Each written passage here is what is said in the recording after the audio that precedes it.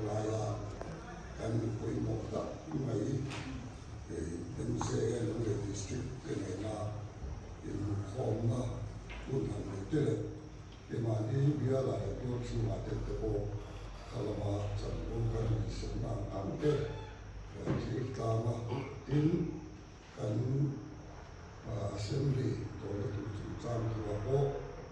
pastor te professor pastor te le kan real ni pa te na min ko ni boya ado tu ko te na na na tram te ko ni kan chan ti ni te ko mo ta le ni sa ta le ni ya na ta ri le ti ka kan tu ma ni we na hian kan na ni la ba ka tu ni ki na mo ku tu le chan ko le tu te ko so so na ta la cho nên là nhân sẽ cần bị chuẩn tập tất cả chân chính của bây giờ hắn là cần chân chính của gia sản chính tu tế nên họ cũng chắc tập mấy cái này để gì cái đó để mà cái chúng ta là có thể mình trả lời được cái gì thì sao vậy chúng ta bọn thú cái số nhà chỉ phải cái cuộc chơi chúng ta làm một sao đấy với khẩn mi cần na để cần đưa qua ở trên phơi mình còn với là khẩn trong thì là chủ yếu phơi chủ can thu tiền để đi sống một bầu sang của trong cần chia là cái cái chuyện gì hiện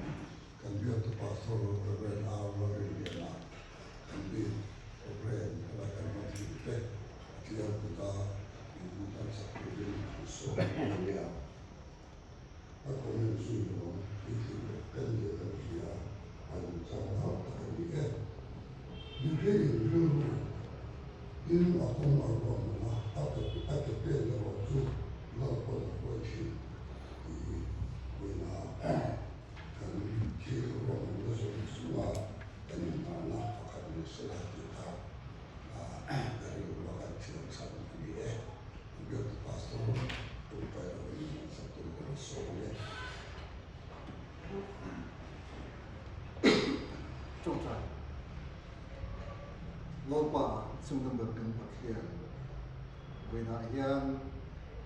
vì sao nó bậc tí sự công sản cho nên mà lúc cả assembly cần để nó cùng làm để của đại hiền vì tầm sốc trên nằm mát sẵn xin ăn xia ta vì thế là nằm mát lòng heo xia thì nó tu rin vì đại hiền vì chính quy một cấp ăn liệt thì sinh chuan lo mà nó cần xia mà alo thì nó chỉ có tàu mà đi cần phải đi ngã in đây nó cần cái nào tất nhiên vì đại hiền có còn nó lại ăn sẵn ông nó pin lại lại xuống ngã chính xin của mình thế lệ lại cha mari pastor biar suai tu tele tuan sunga assembly bau tu ra san bau nei tu mo na poi mo ta tak nei tu te ne na in bu kho na kun than mai min sian sat no mom kan ti a zo ram zo fa te la pa na in sia a ting bul lu bul kan biak lai mo minen san lo tu ini a chu kem chuan zo fa te na in zong suwa ka Mizoram hi nama zon suwa ram tiin nama mi de chuan an lo fuang suwa ka sumini wang chuan tu na hian ko san ho te na kan malam na te kan in khom pui te le kan khel ti zong soma hian email lo lang sila nang mai lo lang sar ber la ti kan du a sumini wang chuan tu na samli kan do tu ra po hian Mizoram Baptist ko san mai ne lovin mi te na nang mami in ko thom na mun am sia ta i ro pui na le i kiu ti the na le in mangai na mi te na lo sia te de ti na tu le voi na ka rin bu khom na le kan kiu ti tu hian nang ma ro pui na alo ta lan nge ti na tu rin kan sa ba hian thara wa min thua ma min hit ho ma pun thata kan man ti na tu rin thara hian im suai na le pui na kan lau pai so Krista mi kan ban di le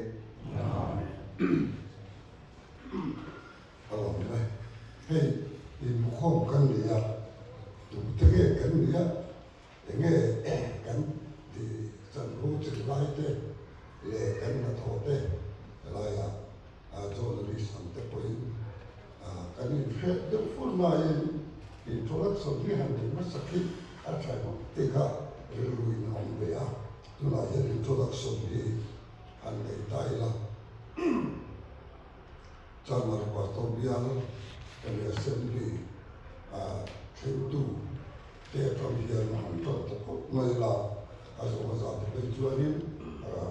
akhir terbaik orang dia lokal cil jadi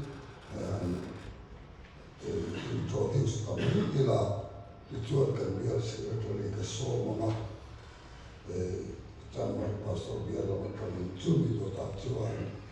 MCA distrik kan transit bumi sama tetap teka introduction itu kan atau nabar ini cok mereka tu lah yang bisa headquarters atau visual kami kalau kami memang ceroba macam lokal dua ini kan tahu satu kemahiran lokal mereka mungkin guna kita rencana susah itu ramai lah introduction na iturin kemudian sekretari Pak Silang Mahira Karusala. Introduction ka lại tao thành ngắm máy điều kha nên self introduction như này cho cái trong mỗi cái kia cái chữ kha thì trường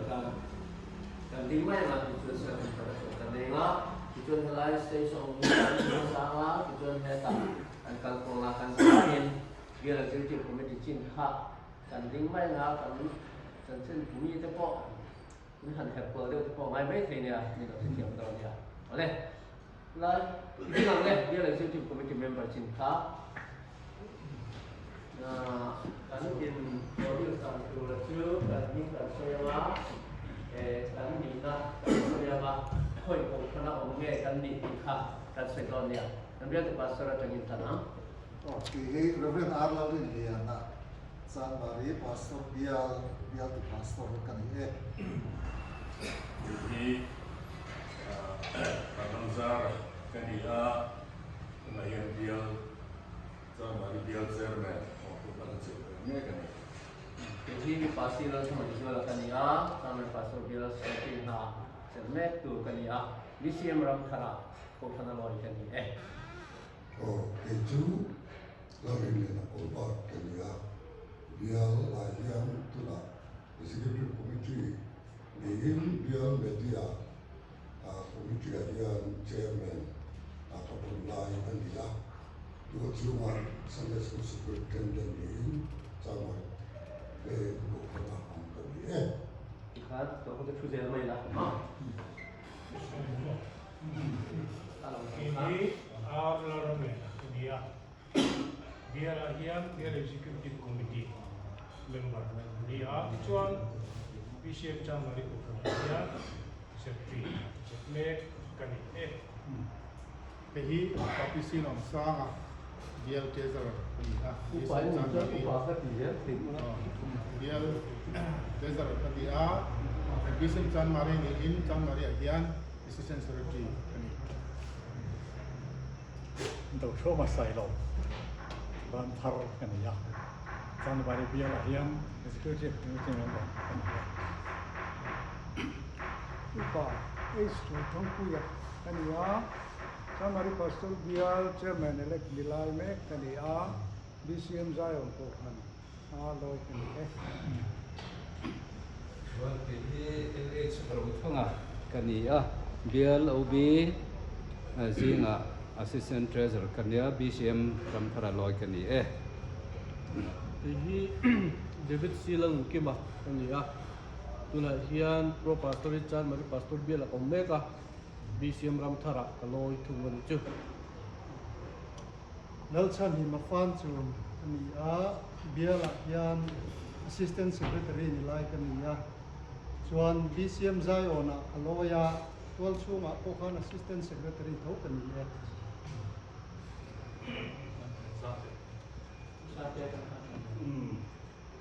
sang rồi là Chan Mari bia là executive committee member cái này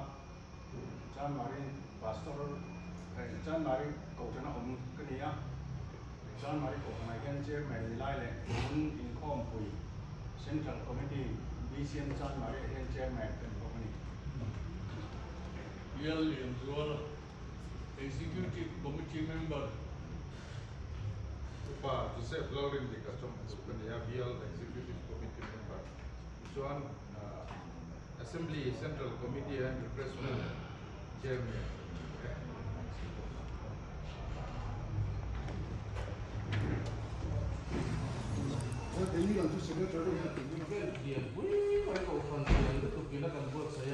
News agency ni về Singapore tu dia dia lah news agency ta amol ku sa về cái gì nó rất là chú tạo dốc chuan đi mà đi ta về khách du lịch cái gì kan soi mấy mấy nga electric van an tổ chúng ta nên riêng người nó cần chơi rồi này mình còn thêm ra tu cần phải thấy là qua an tu rồi tu cần phải thấy là qua chuan news sa hiện ari ta vak lo đấy à BCM General Secretary Professional này cái này chú tạo chuan tu thiểu lo này cần thấy nó cái mà đi thiểu lo ta có chỗ để không mà mà rồi chú cũng cần đi riêng năm chín cái này thì mình sẽ chia sẻ các cái gì từ nay cho information lắm quốc cái cái việc cái là qua Can you near trong đi cho không nghe các công việc của ông tỷ thế ông thì ta sẽ là media friendly để các cái organize lại đó trong cái này rồi cho nó mà in ở ai riêng cũng có vẻ thằng tiền kia để có thứ information từ đấy để ta có yang người khác cũng sẽ nó tụ có bị các siêu để ta là cho nên có bị cái này là every lần thì nói là videography là mình có những cái đó là thì mà logo rồi cũng này anh em information thì nó cũng được chính là cái này khác tôi chung là mình lại take các máy thì chuyên vào lòng đó này thì cái này khác ví dụ mà chú cái sợi lồng chuyên cái là mi cái hàng phone này chúng là tiền rau rẻ là có hiện này thì hay mi agenda bu te report bu te chú cái này về lại cái càng thì sắp xếp cái này về lại cái càng mà in pa sa ram kung ho khoi thi lo kan ti te BCM ina an thupa so nom dek tak lo po za the kan chak ve na chung ang tang chuan in kan lo vai kan china ma se a channel kan pa eng mo siam lo ja a sai sa no lu ku mai hang ko ki la ya ko chu na mo ya la mo a central committee ang ne ka lo sa ka ne na rom na min siam sa te chuan a lo mo ko kam ti ka media friendly de vekin and thing I can organize thằng lén thì lại các đồng tiền quên đi environment friendly thế mình có tôi liền xem nó đó là không mà in digital world là digital liền mang trong cái đó thế cả từ nay có vẻ nó sao nó khai info tìm video cho mình cho ta cho media friendly đều hết đàn được các bạn BCM assembly nua dia rồi đăng thì nhưng cũng là dia của công tác tất khi chuẩn áp chế dia làm chuẩn anti chiếm cái khăn này là apa urusan angin macam ni lawa kita untuk sebelum dia pergi ke bangin pun macam maya arwai angin dia dia ko ni sela kan siap tiam kan ka angai ber sami so di pengai jual di department pakwa ado tu siapa ni sami so pasari BCM assembly Dol tu tur hei chan mari ko khan chan mari bial pandal zar moi le mai ta hian mi sang khat biakin chunga za sari chuang chuan awa hian palai sang khat za sari somli vel be seya palai tam don le mai hi pandal ani a biakin chunga hian azat vevel leng tura ngai ani a pona azat vevel pandal athakop mai mars ninga tangani kuwa sang ni somni panga hian BCM biakin chan maria BCM assembly nga ani dona when I had press meet both say ni hey press meet đúng là press meet te có mà chú anh ấy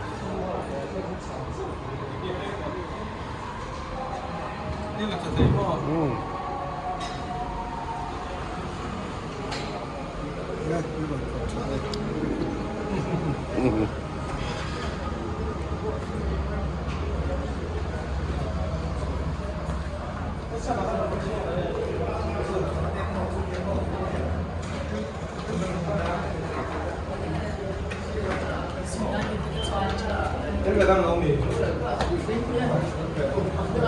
Press meet kan saja hei. Press meet. Naruh macam kan suka pantal. Dek tu mana ni?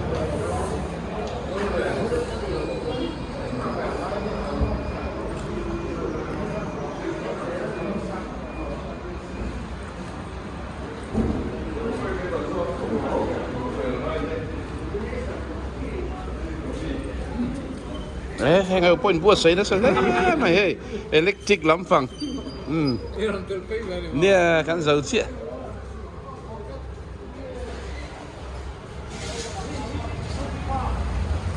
Hey press meet kan giàu chia hei. Zun zam editor le. Giàu chia editor pon hodon ni hei. Oh. bukan siapa mah Ni oleh motor. Kalau yang oleh.